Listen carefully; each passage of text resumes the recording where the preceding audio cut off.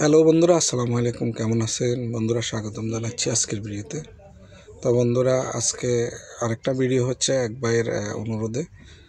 ভাইটি অনুরোধ করেছিলেন যে এফসিউ কানেকশান নেওয়ার সময় যদি আশেপাশে দেওয়াল না থাকে তাহলে কিভাবে সাইজ নিতে হবে সেটা তিনি জানতে চেয়েছেন। তো আমি এখন দেখেন একটা এফসিউর এখানে কানেকশান নিব। তো নেওয়ার সময় আমি আপনাদের দেখিয়ে দেবো সেটা কিভাবে নিতে হয়। আশা করি যে ভাই প্রশ্ন করেছেন আপনি জবাব পেয়ে যাবেন। তো চলুন দেখি আগে ভাইটিকে কে অনুরোধ করেছে তার কমেন্টসটি পড়ি, তারপর আপনারা দেখতে পাবেন বাকি। তো বন্ধুরা, দেখতেছেন আপনারা এমডি শাহাবুদ্দিন শাহিন ভাই অনুরোধ করেছেন, ভাই এফসিউ মেশিন কানেক্ট করার সময় যদি সাইডে দেয়াল না থাকে তাহলে মাপ কিভাবে নিতে হবে। তো উনি এই কমেন্টসটা করেছিলেন। চলুন বিস্তারিত আলোচনা করি। তো দেখেন, আমরা এখানে নিচ্ছি সাইজটা। এখানে হচ্ছে যদিও দেওয়াল আছে, দূরে আছে, ঠিক আছে, আমরা চাইলে ওখান থেকে নিতে পারি, কিন্তু আমরা আপনাদের দেখানোর জন্য, আপনাদের বোঝানোর জন্য আমি এখানে হচ্ছে যেভাবে নিতে হয় সেই পদ্ধতিটা ইউজ করতেছি। যদিও দেওয়াল আছে, ওই দেখেন আপনারা একটু দূরে, এই যে দুনো সাইডে দেওয়াল আছে, আমি চাইলে ওখান থেকে নিতে পারতাম, কিন্তু আমি আপনাদের দেখানোর জন্য, আমি হচ্ছে সিস্টেম কিভাবে নিতে হয় সেটা দেখানোর জন্য আমি আপনাদের এটা ওইভাবেই নিতে হয় দেওয়াল না থাকলে আর কি। তো এখন হচ্ছে যথারীতি অন্য অন্য সাইজ যেভাবে নেওয়া হয়, আমরা মেশিনের সাইজ দেখে নেব, ডাট্টিংয়ের সাইজটা দেখে নেব। এই যে মেশিনের সাইজ আমরা দেখে নিচ্ছি, তারপরে ডাট্টিংয়ের সাইজটা দেখে নিচ্ছি, ডাট্টিংয়ের সাইজটা, তারপরে মেশিনের সাইজটা, দুটোটা দেখার পরে এরপরে হচ্ছে লেন্থও দেখে নিব আমরা। দেখে নেওয়ার পর সাইজ দেখে নেওয়ার পর তারপরে আমরা সাইড অফসেটটা বের করব। টপ আপ ডাউন অফসেট এবং সাইড অফসেট দুটোটা দেখব। আপ ডাউনটা তো আমরা সাইড থেকেই দেখব, স্বাভাবিক, অন্যান্যগুলো যেভাবে নেওয়া হয় সেভাবে, কিন্তু সাইডটা আমরা আপনি যে প্রশ্নটা করেছেন যে সাইডে দেওয়াল না থাকলে কিভাবে নিব, তো এখন আমি সেটাই আপনাদের দেখাবো যে সাইডে দেওয়াল না থাকলে কিভাবে নেব আমরা। তো আপনারা দেখতেছেন আমি অলরেডি ডাট্টিংয়ের সাইজও নিয়ে নিচ্ছি, মেশিনের সাইজও নিয়ে নিছি, তারপরে আপ ডাউনটাও দেখে নিয়েছি। এখন হচ্ছে আমরা লেন্থটাও দেখে নিলাম, ঠিক আছে, লেন্থটাও দেখে নিলাম। দেখে নেওয়ার পরে এবার হচ্ছে আমরা সাইডটা দেখব। সাইডটা এখন কিভাবে বের করব সেটা একটু খেয়াল করেন। আপনারা খেয়াল করলে আশা করি আপনার প্রশ্নের উত্তর পেয়ে যাবেন ক্লিয়ার।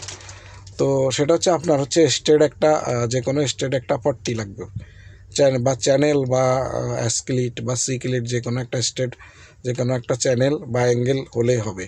ওটাকে আপনারা কি করবেন, হচ্ছে আপনার যে সামনে যে ডাট্টিং থাকবে, ডাট্টিংয়ের যে কোনো এক সাইডে, ডাট্টিংয়ের ভিতরের সাইডে বা বাইরের সাইডে স্ট্রেট করে ধরে নেবেন। যে আমি রাখছি দেখেন, আমরা খেয়াল করেন যেভাবে আমরা রাখছি, এভাবে স্ট্রেট করে ধরে নেবেন ডাট্টিংয়ের সাথে, ঠিক আছে।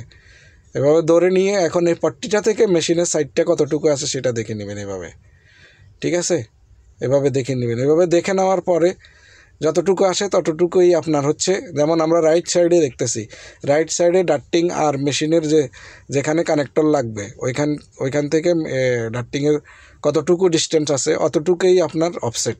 এখন আপনি এটি পাওয়ার পরে আপনি হচ্ছে যে রাইট সাইডে আমরা দেখতেছি, রাইট সাইডে ডাট্টিংয়ের সাইডে লিখে দিবেন, মনে করেন 200, আমাদের 200 অফসেট আসতেছে বা 210, 20 এরকম। তো আপনি হচ্ছে ডাট্টিংয়ের সাইডে অ্যারো দিয়ে লিখে দিবেন 200 অফসেট বা 220 অফসেট, এভাবে লিখে দিবেন। এরপরে হচ্ছে আপ ডাউনে আপনার কত আপ ডাউন আসছে সেটা হচ্ছে আপনি টপ, ওই যেটা আপনি এই যে আমি দেখেন স্ক্র্যাচ করলাম, এই স্ক্র্যাচটা হচ্ছে আমি টপ পার্ট করলাম। এখন টপ পার্টে আপনি টপ লিখে দিয়ে যেদিকে ডাউন যাচ্ছে ওই দিকে অ্যারো দিয়ে আপনি লিখে দিবেন যে নিচের দিকে ডাট্টিংয়ের সাইডে যদি ডাউন হয়, ডাট্টিংয়ের সাইডে কত ডাউন, যদি 100 ডাউন হয় 100 অ্যারো দিয়ে লিখে দিবেন, আর যদি মেশিনের সাইডে ডাউন হয় মেশিনের সাইডে লিখে দিবেন। যদিও আমরা এখানে টপ ফ্ল্যাট পাইছি, আমাদেরটা টপ ফ্ল্যাট হচ্ছে, এই জন্য আমি টপ ফ্ল্যাট দিয়ে দিলাম। এরপর হচ্ছে যেদিকে আমার অফসেট আসছে ওইদিকে দেখেন আমি লিখে অফসেট লিখে দিলাম। তো আমাদের হয়ে যাচ্ছে। এখন আমার হচ্ছে এটা রাইট সাইডে 220-এর মতো অফসেট ছিল, তো আমি সেটার এখানে লিখে দিলাম। এরপর লেন্থটা দেওয়ার সময় আপনারা হচ্ছে যত পাবেন, টোটাল লেন্থ যত পাবেন কানেক্টরের জন্য 10 সেন্টি ছেড়ে দিবেন। তো এটাই হচ্ছে নিয়ম, এভাবেই নিতে হয়। আশা করি বুঝতে পেরেছেন ভাই। এভাবে হচ্ছে কমেন্টস করবেন যেটা জানতে চাওয়ার, আমি চেষ্টা করব। তবে কিছু মানুষের হচ্ছে এখানে আসে পণ্ডিতি করে উল্টাপাল্টা কমেন্টস, এটা ভালো লাগে না, কষ্ট দেয়, অনুৎসাহিত হই। আবার কিছু কিছু লোক ভালো কমেন্টস করেন, আপনাদের অসংখ্য ধন্যবাদ। শিকার যাদের আগ্রহ আছে তারা অবশ্যই কমেন্টস করবেন। বাই বাই, খোদা হাফেজ।